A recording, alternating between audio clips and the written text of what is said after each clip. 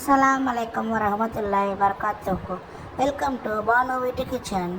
Video ஃபுல்லாக பாருங்கள். நம்ம சேனலை சப்ஸ்கிரைப் செய்யுங்க, ஃப்ரெண்ட்ஸ் அண்ட் ரிலேட்டிவ்ஸ்க்கு ஷேர் பண்ணுங்கள்.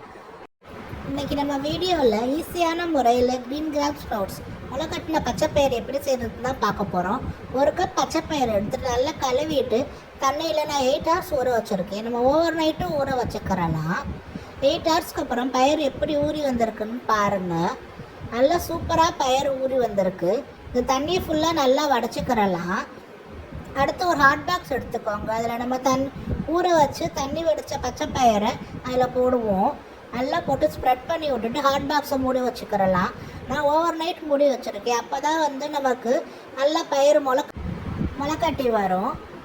நல்லபடியாக மூடி வைப்போம். நீங்கள் 8 ஹவர்ஸும் மூடி வச்சுக்கிறலாம். நான் ஓவர் நைட் வைக்க போகிறேன்.